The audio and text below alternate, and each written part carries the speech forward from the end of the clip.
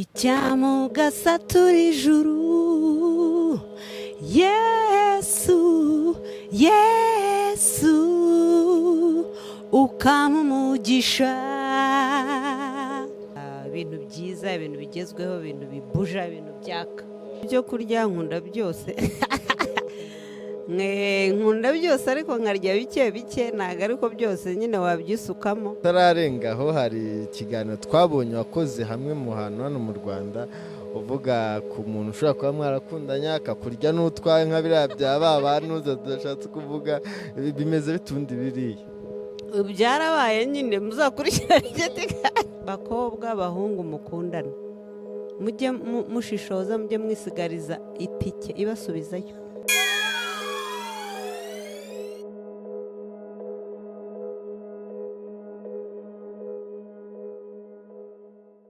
Tubahaye ikaze mwese mukurikiranye NFTV ni channel nziza imaze kubagezaho ibiganiro bigiye bitandukanye. Ndizera ko ibyo biganiro bigenda bibanezeza. Twagiye tubagezaho ibiganiro bitandukanye mukajya mutubwa muti turashaka uyu na mpamvu tubasaba gukomeza muduha subscribe notification ndetse byagushobokeye ugakora na commentaire ukagira byinshi dusaba. Ninjye Gakwaya uyu munsi turi kumwe n'umutumirwa reka tangira bibwira.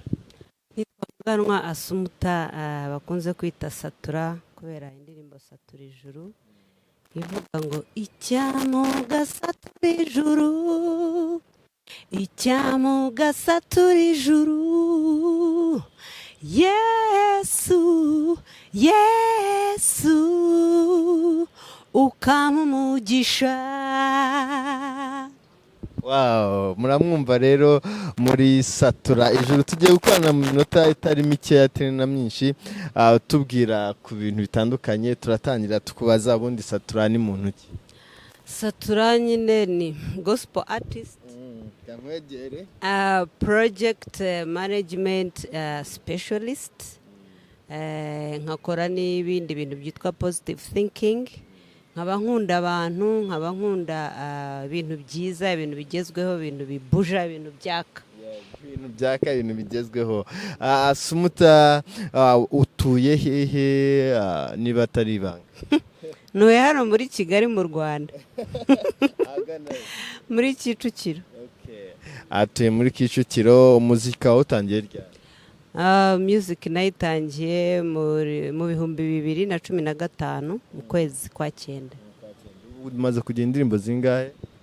Indirimbo ziragera nko mu 10 ngira ngo cyangwa 11 zimaze kuba nyinshi. Twakubonye kuri liste y'abantu bari kwitabira ibihembo byitwa Maranatha, wabyakiriye ute? Ibyo bintu byaranshekeje ko ntabyo namenye, ngiye kubona mbona kuri Facebook kuri Instagram kuri account yanjye nyine kwa kundi bataginga mbona nyine tag ariko nta kindi nzi nyine nago mbizi mbese ariko urebye harimo a good sign nukuvuga ubwo abantu bamaze kumenya ibikorwa byawe. Rero ibyo byose ntago ari bibi ni byiza ariko nyamuneka mutubwira ahubwo bimeze bite. Watubwira ngo mu Rwanda ariko none reka tugaruke ku muri muzika yawe. Umaze igihe kingana iki ukora muzika? Maze ubwo nawe uribarira imyaka ni uguhera muri 2015. Imbogamizi wagiye uhuramo nazo ni zihe? Imbogamizi ni izisanzwe ariko nyine Imana iragufasha. Bishaka amafaranga ntibivuze wenda ngo umuntu arayabura burundu ariko nyine urabanza ukayashaka bigafata umwanya, hanyuma na time gukoresha nyine ukoresha igihe ntago bipfa kwizana, hanyuma no gukorana n'abantu nibyoroha ariko nyine birashoboka.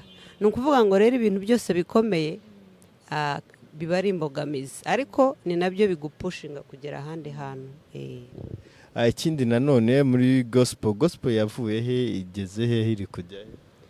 Gospel muri rusange gospel irimo iragenda neza, ari ubutumwa busanzwe kuvuga ubutumwa, ari na gospel music byose birimo biragenda neza, mbese urabona biragenda bitera intambwe like uko iminsi igenda yiyongera. twakubonye umwaka ushize niba ntibeshya ukora igitaramo cyagutse kandi kinini, mpamya ko ari nacyo gitaramo cyabaye cya gospel gikomeye umwaka ushize cyamamajwe cyane. Ubu umwaka uyu nguyu nta kintu twabonye. Uyu mwaka ubwo bari nta kintu mwabonye ntimureba kuko ko birahari, wenda si konseri ariko ibikorwa birahari. Ndumva narasohoye indirimbo 2, nkakora n'ibindi kuko nkora ibintu byinshi, Imana yangiriye ubuntu nkakora byinshi, nkakora na positive thinking. Rero ibyo byombi birahari, wenda si ku rwego rwa concert ariko ibikorwa birahari pe, Imana ishimwe. Turagaruka mu kanya kuri iyo positive thinking, utubwire iyo umwaka iteganyijwe gute, bimeze gute, ariko tweka tubanze tujye no mu buzima bwawe bwite. Ese ukunda iki mu byo kurya, kwambara? Mu byo kurya nkunda byose. Nkunda byose ariko nkarya bike bike, ntago ariko byose nyine wabyisukamo. Ariko cyane cyane nkunda imbuto, urubuto rwitwa pome kabisa ndarufana. Kwambara nkunda kwambara neza rero urumva ko bitandukanye, buri muntu afite ukuntu abyumva, ariko nkunda umuntu usa neza, wambaye neza, unanabishakisha unanabikorera, atari kwa kundi uvuga ngo urabyutse kubiseho wenda ibyo ushaka uragiye, nta nubwo utekereje ngiye gukora iki, nambarene. Kandi biranagufasha nyine ukuntu wambaye. Uburyo bakunze kuvuga ngo ukuntu usa n'ukuntu utekereza hari igihe bijyana. Rero nkunda abantu bambaye neza cyangwa bisa neza bigezweho. Kwambara bigezweho cyangwa byiza kuri wowe ni gute? Ni ugufatanya ibintu bibiri. Icya mbere nicyo wowe ushaka, urashaka gusute wenda 3. Icya kabiri ugiye hehe. Icya gatatu rero ni bigezweho. Ariko ibigezweho siko bigezweho kuri jewe cyangwa wowe. Ni ukuvuga ngo hari ibigezweho jewe nakumva nakwemera. Hari ukuntu ujyanisha colors ni amabara. Hari amabara azwi nyine ajyanishwa, ariko ibyo nanone ntibyakubata. Ni ukuvuga ngo ureba ibigezweho, ukareba ibyo ukunda, ukareba n'icyo wambariye. Rero navuga ngo ibigezweho ni igihe ujyanisha ibyo bintu byose 3. Ese mu buzima bwawe ni iki kintu cyabaye kikakubabaza ukumva kirakubabaje? Ko ari byinshi. Ko ari byinshi ndahera he. Anyway, ibintu ni byinshi biratandukanye. Ari mu kazi, ari nka institution ukayikoramo ariko ntirecognizing. Ntabwo ariko ariyo nkoramo ubu. Iyo nkoramo ubu African New Life Ministries rwose bimeze neza, mfite umushefu mwiza, mfite abayobozi beza, bimeze neza. Ariko ndavuga nk'iyindi. Ari bikaba birebire ariko nyine nyuma yaho Imana ikagufasha. Ibindi ni relationships, hari relationships zo nagiye ncamo ntibigende neza, of course nkababara. Tararengaho hari ikiganiro twabonye wakoze hamwe mu hantu hano mu Rwanda, uvuga ku muntu ushobora kuba mwarakundanya akakurya n'utwaye nka biriya bya bantu tudashatse kuvuga, bimeze bitundi biriya. Byarabaye nyine muzakurikirana byaba byiza kugira ngo abantu badukurikira hano, ni byiza kugira ngo babimenye, bamenye ubundi asumutayo, bumve ko ibyakubayeho bashobora ubo bitababaho cyangwa se babona ukuntu babyirinda. Ikindi nanone bagusabe n'ingufu zo kuzajya. Imana ishimwe narabikize. Byari bigiye kumpitana ariko nyine Imana ikinga akaboko, ikinga ukuboko. Ntabwo nzi igituma bavuga akaboko, ni ukuboko. Rero ariko ndabanza mbagira inama. Bakobwa, abahungu mukundana, mujye mushishoza, mujye mwisigariza iticket ibasubizayo. Igihe iby'iki gihe ibintu by'urukundo murabibona namwe, abantu baravuga divorce, abantu baravuga gucana inyuma, abantu baravuga gutemana, abantu baravuga urwango mbese ruruta urukundo. njye ndumva rero icyo nakwifuriza abantu barimo bajya muri izo relationships ni ukugira ubwenge no gushishoza no gutapfa kujya no kutimarira mu muntu, kubera ko umwimariramo amugani ngo ukabura agatike kagusubizayo. Ni hahandi ubona bamwe biyahura, mumaze kumva na kese ziza biyahura. N'ubundi Nyabugogo hari uwiyahuye birangaho. Ngaho nyumvira byakwemera byakwanga, ni ukuvuga ngo cya gitekerezo ugize kwiyahura nicyo kibi cyane, kubera ko bitabaye ubaho ukomeza wicira urubanza, ntufitinga mu bantu neza kubera ko wagerageje kwiyahura. Ni ukuvuga ngo rero igitekerezo iyo kije biba ari bibi cyane. Rero navuga nti icya mbere, umuntu ntabwo ari we kamara. Hari abandi nyine babikriticizinga bakavuga ngo ariko se ngo umuntu ngo yiyahura gute ngo kanaka yanyanze, ariko wenda bo ntibari bumva uburemere burimo. Gusa n'uwiyahura ni ukuvuga ngo ubwo buremere aba yaburutishije n'ubuzima bwe, ntabwo ari byo rero. Sindeba ukuntu umuntu ajya kwiyahura, yego urababara ukumva urababaye, ukumva ubuze uko witwara, ukumva, ariko solution ntabwo ari ukwiyahura, ahubwo ubuzima burakomeza ukabaho. Kubera ko hari umuntu umwe wigeze kumbwira ngo uyu muntu ngo asumuta ngo kubera iki umuntu akubabaje nawe wemera ukababara. Uriya muntu yashaka ngo akubabaze, nawe uremerera ikisi byange. Yego kubabara ntibibura, ariko nkuko Bibiliya ivuga cyangwa n'indirimbo cyangwa n'ibyombi ngo joy comes in the morning. Nuvuga ngo ahari aho wararira amarira ngo ariko mu gitondo ukanezerwa. Ubuzima rero harimo byombi, bishaka ngo ubijere ubishyira ku murongo. Rero nyine nanjye nabiciyemo umuntu nakwerega nuko mvuga umuntu naho ni benshi nase ubwo noneho mvuze ubundi noneho wakoze ibiruta ibyuriye. Impamvu tuvuga uwo ni uko ari ibintu dushaka ko bicika, abantu barya utw'abandi baba bifashishije intwaro y'urukundo. Si byiza, ni byiza, bigomba no guhinduka. Bigomba guhinduka, ariko jewe numva ntajya muri story. Kuvuga ngo byambayeho, nyine byambayeho, ndi umuntu, ntabwo ndi ahantu mu kirere, ariko nanone ntibivuze ngo umuntu akomeza bigenderemo. Kandi ni byiza ko iyo abantu baba baraciyemo mu bintu nk'ibyo ngibyo bakubwira ujye wumva yakuriye amount angana iki ugezeyo uyagaruza, kuko kuyagaruza nabyo birashoboka. Niba ubizi neza hari abagiye bagaruza ibyo bariwe n'imodoka zigasubizwa n'ibiki bigeze. Oya, ibyo gihe ntabwo nabigiyemo. Narabigerageje ariko biranga, kuko rero nkunda amahoro kurusha stress, ndabyihorera. Rwose ntabwo numva hari gahunda yo kuvuga. Oya nayo mvuga. Baravuga yari amadolari 10,000. Ayanda yawe ayanjye wapi? Numva jewe hari ibintu ushobora gutangaza, ariko hari n'ibyo numva nyine. Ibyo bibaho, kandi mu buzima bavuga ko ngo nta muntu usaza atagize ibyo ahomba. Adagize ibyo aboye si uguseba. Ndagira ngo utubwire se warwanye gute kugira ngo icyo gikomeye gikire? Njye numvaga ndimo ngenda ntsikamirwa mbabaye, ndira, mbese bigasa. Hari n'igihe usa nkaho ugiye kunanirwa gukora icyo ugomba gukora hejuru y'umuntu.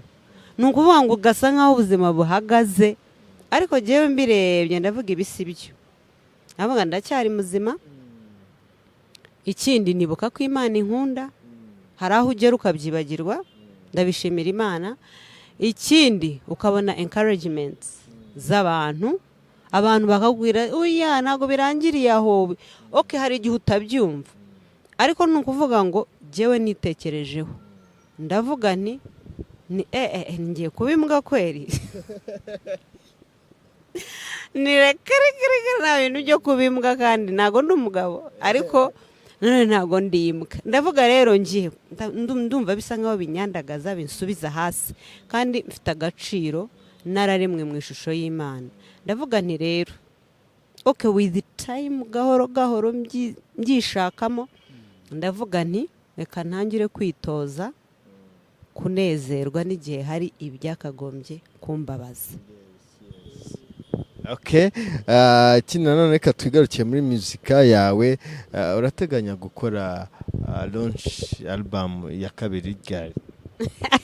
Nase nari natangira ahubwo indirimbo ya okay, ntago nari nabishyira kuri gahunda wenda ngo mvuge ngo ni igihe iki n'iki, na cyane ko hari ibindi nimo nkoraho concentration nashaka guhita mvuga ariko byiza.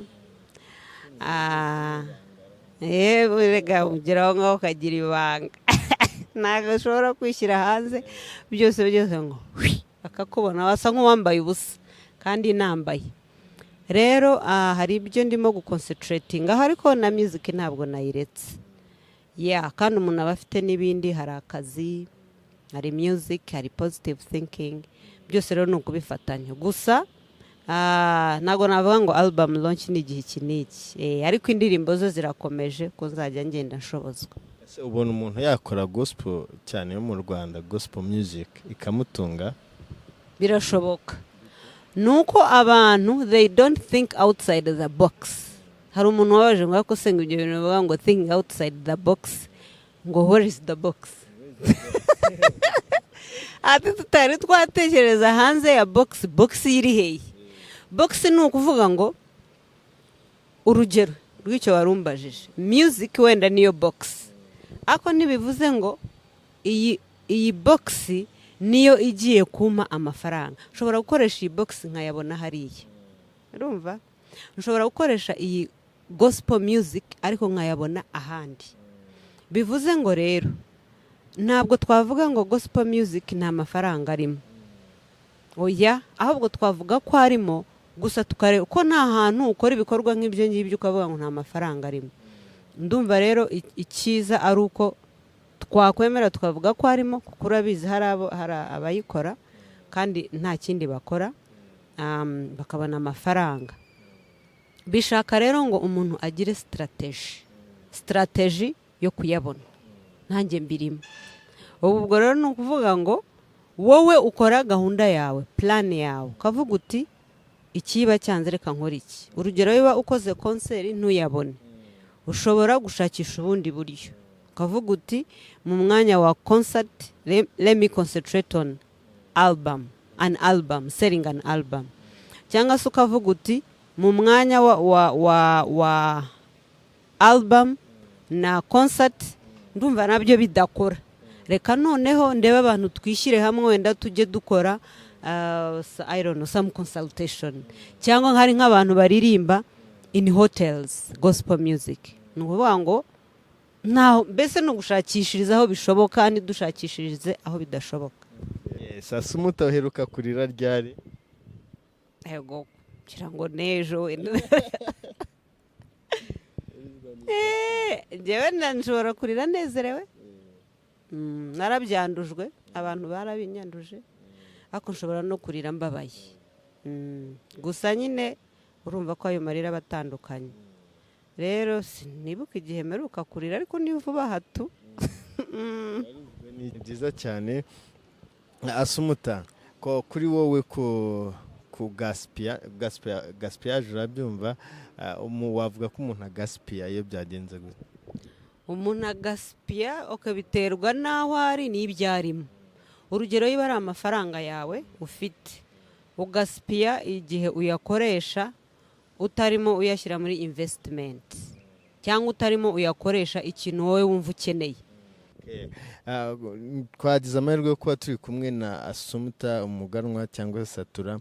Afite ubwenge bwinshi bitewe n'ibyabamo na experience y'ibyabamo.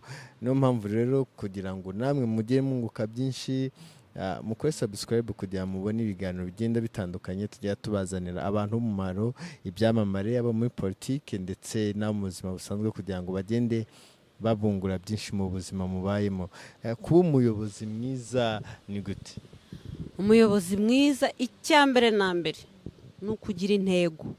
Yaba uyoboye intego ukavuga uti intego ni iyi. hari indi saying ivuga ngo if you are leading and no one is following you, you are just taking a walk. Iyo uvugira ngo hari abo uyoboye kandi ntawe ukuri inyuma, ntabwo uyoboye nyine urimo urigendera.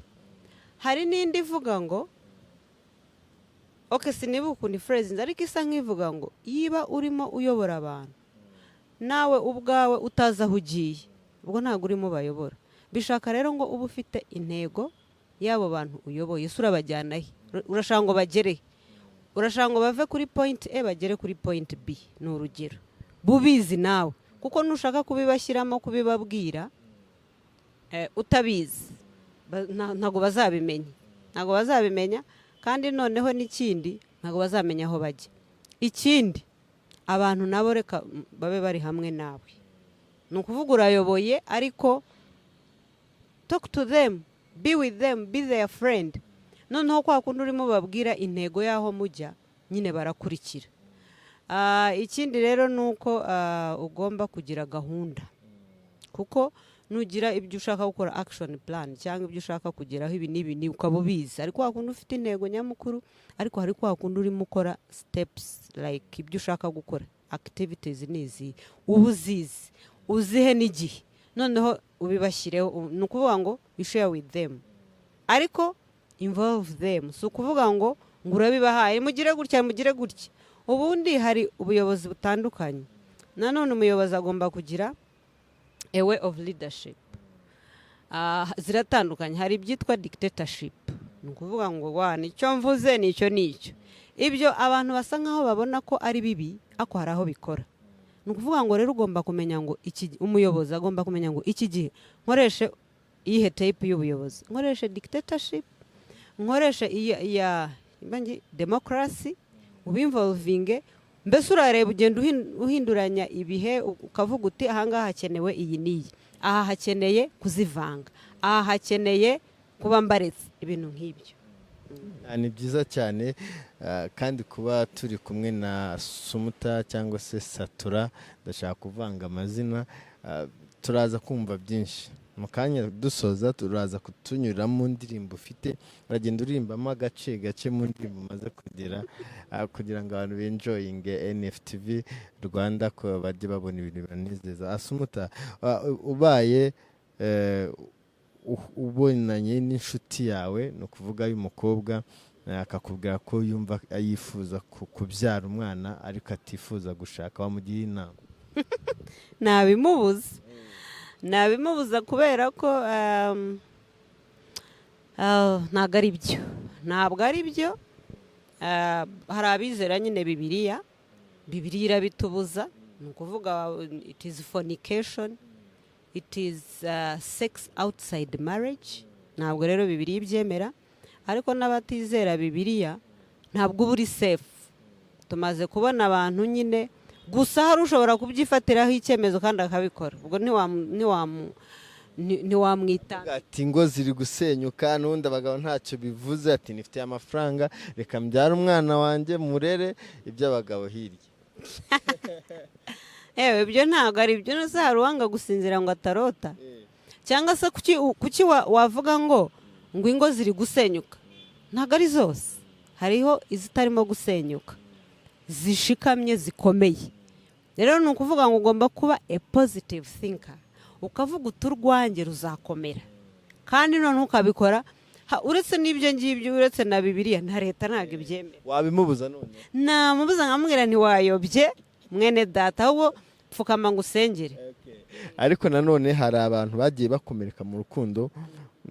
Ndabazi njye, hari nk'umugabo nzi yagize imyaka 57 atarashaka, kuko ngo yakoreye ibintu byiza umukobwa akamemukira. Hari n'abandi b'abakobwa bigiye bitandukanye. Wagira inama yihe umuntu aho n'icyo gikomere kugira ngo agaruke mu buzima, abe yakunda, abe yashaka? Erego burya umuntu niwe wiha gahunda. Nkuko nababwiye, nanjye narakomeretse, narababaye, ariko ntabwo uhita uvuga ngo yiba narababaye ngo birarangiye. No, start again. Urumva?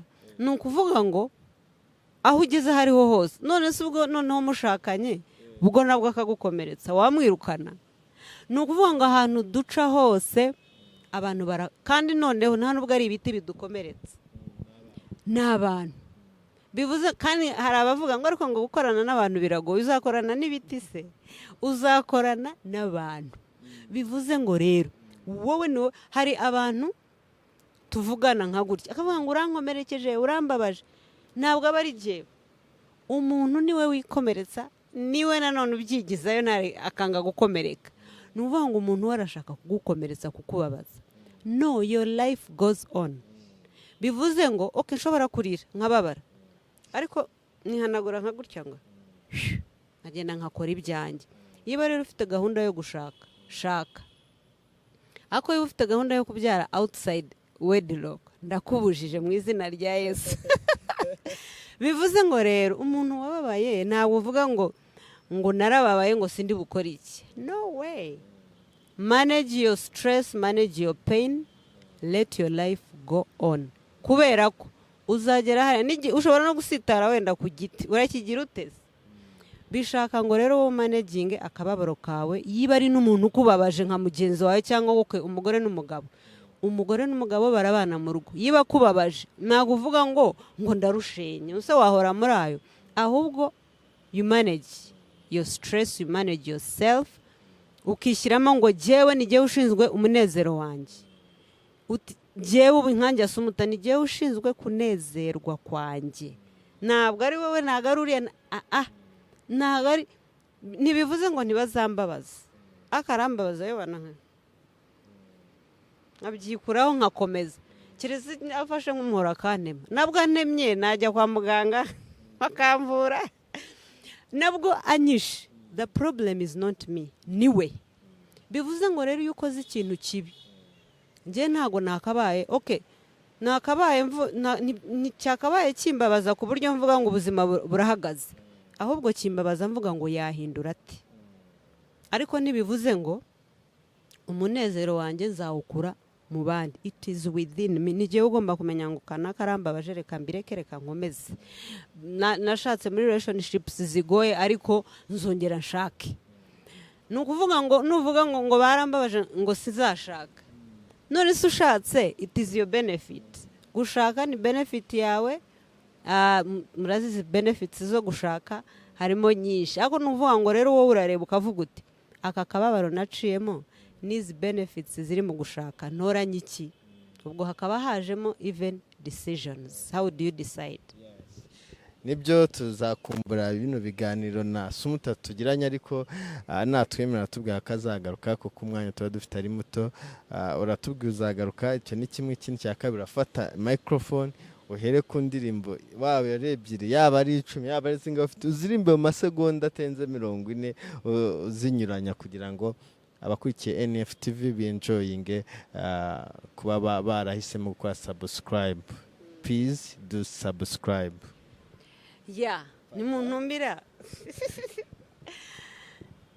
Ni muntu mira nzagaruka kabisa, kuko it's a pleasure. It's a pleasure gutanga utuntu duke umuntu aba afite cyangwa twinshi bijyanye nuko mutwumva. Hanyuma nkaba kabisa nanezerewe ikiganiro. Abakunda kuganira no gutega amatwi mujye mubikurikira kabisa, nibyo byiza. Indirimbo rero harivuga ngo you laid aside your majesty, you laid aside your majesty, you came and died for me, a sinner. I'll love you, Lord, till I die. I'll love you, Lord, till I die. Hakaba hari indi rero ivuga ngo tumusinza yo Yesu, o amazima tusutenga